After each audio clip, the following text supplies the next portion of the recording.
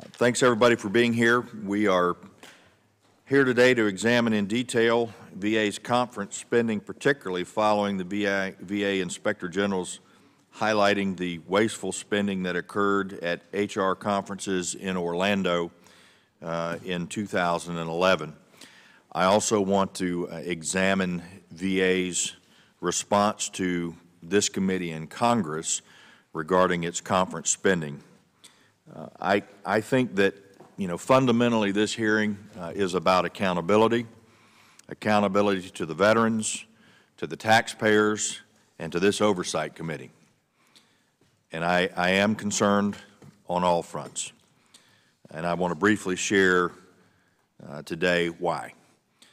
On the 16th of August of this year, the ranking member and I sent a letter to the Secretary asking a series of questions relating to VA's conference spending. In that letter, we referenced the conflicting testimonies that we had received over the course of the 112th Congress regarding VA's total expenditures. First, we were told $20 million was spent in fiscal year 2011 on conferences. Then we were told it was a little over $100 million. Finally, we were told that there really was no accurate, reliable figure on conference spending that existed. Now, because of these discrepancies, we asked for clarification of VA's total conference spending for that year and prior years, as well as a breakdown of all individual conferences. So rather than receiving welcome, sir. Rather than receiving what we would say is a coherent response, clearly explaining the discrepancies and answering all of the questions that we posed, VA produced what I term as a data dump of information to the committee, under the cover of a letter by the Assistant Secretary for Congressional and Legislative Affairs, Joan Mooney, on August 24th of 2012. Even though I discussed what I believe was a lack of response to our letter at the committee's September 25th hearing, we were not informed by Ms. Mooney until a week later that her letter and the information provided along with it served as the Secretary's official response. But even assuming that was provided in August was what the Secretary intended to be the official response, our questions still remain unanswered. These questions that were answered conflicted with prior testimony given by VA. For example, when we, the committee, tallied up total VA conference expenditures for fiscal year 2011 based on the information that VA had provided to us, it came to $86.5 million. This represents the fourth answer provided to the committee for VA conference spending in 2011. First was $20 million, then over $100 million, then no reliable number, then the number that we came up with was $86.5 million. Now, the confusion over what VA's actual conference spending is reminds me of the Inspector General's report on the Orlando conferences, in which they found VA's reported expenditures were incorrect.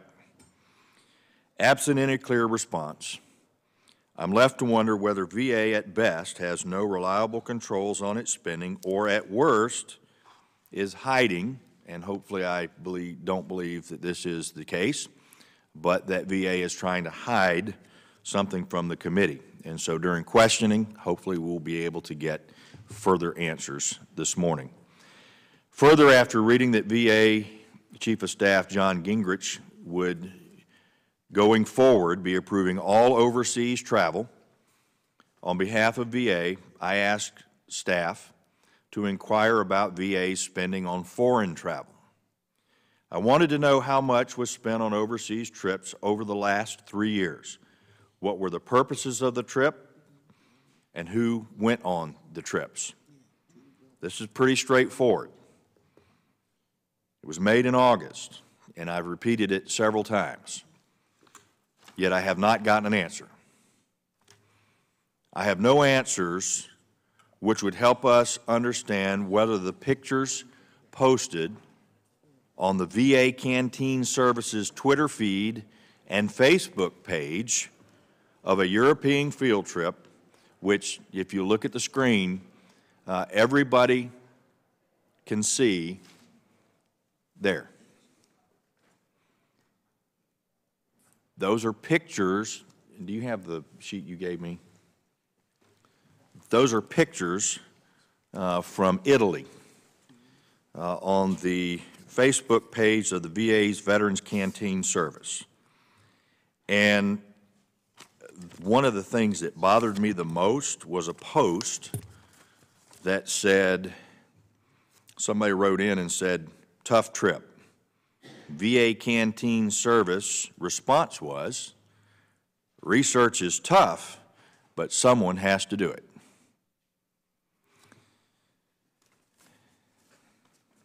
Is this a boondoggle or not a boondoggle? At best, these pictures are of a privately funded vacation posted on a government web page, or at worst, it was taxpayer financed with no known legitimate purpose. The point is that if VA refuses to respond in a timely fashion for requests of information, we have no way of knowing except by exercising the extraordinary step of this committee issuing a subpoena. Unfortunately, lengthy delays or not responding to requests at all has become the normal for VA. I've asked the staff to compile a list of all outstanding requests I or my staff has made since our accountability hearing in September. It's not a partisan issue because I think some of the same frustration is shared with my colleagues on the other side of the aisle. But of the 91 total requests of VA made by letter, email, over the telephone, or in meetings, 91 requests, VA has only answered 16. 75 requests are still outstanding. 66 of those are either past 2 weeks or beyond VA's agreed date for delivery of the information. In a touch of irony, VA's testimony for this hearing was almost 8 hours late. We clearly have a problem, and I think we all want to get to the bottom of it, both with respect to conference spending and VA's relationship with this oversight committee. As an aside, I asked Ms. Mooney to testify today regarding these and other matters, but was told she would be on vacation. She said that all of her official actions could be addressed by the Deputy Secretary in her absence. And I trust you're prepared to do that, Mr. Gould.